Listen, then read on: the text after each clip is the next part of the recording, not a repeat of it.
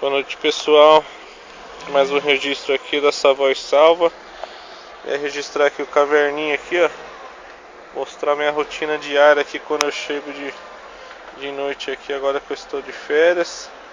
O caverninha já conhece o meu carro, já conhece até a minha vaga aqui, ó. A vaga 38 aqui no condomínio. Ele já corre pra cá quando eu chego.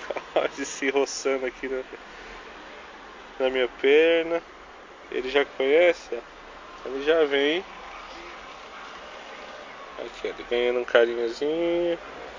Esse gato aqui não conseguia chegar perto dele não, que ele mordia. Agora já fizemos uma amizade, ó. Ele já tá amigo, ó. Ô, bonitão. Então todo dia eu pego aqui o kit janta dele, ó. Que é uma raçãozinha pra ele e uma aguinha. E pra... Aqui é o Batmóvel mais uma vez, ó. O Bate Savoy Salva. Essa bagunça danada, as águas, ração, cobertores, plástico. E aí, pra não ter problema aqui com o condomínio, agora eu coloco aqui embaixo do meu carro. Agora que não tá chovendo, eu coloco pra ele lá. Ele já conhece. Já vem fazer o lanchinho dele aqui embaixo do meu carro. E eu sempre tenho cuidado de manhã. Quando eu venho de manhã, saio para trabalhar, eu recolho.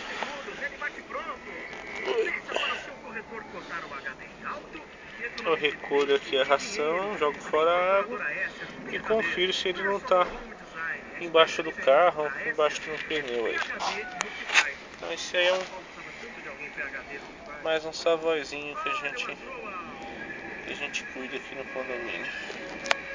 Um animal que era bem agitadão, hoje é mais calmo, já aceita um carinho. E tá aí, ó, matando a fome aí o dia inteiro sem comer.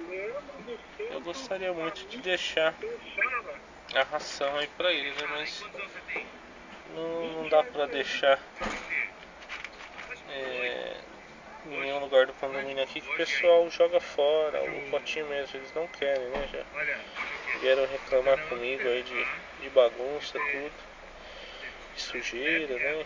Tem muita gente aqui que não gosta de gato, né?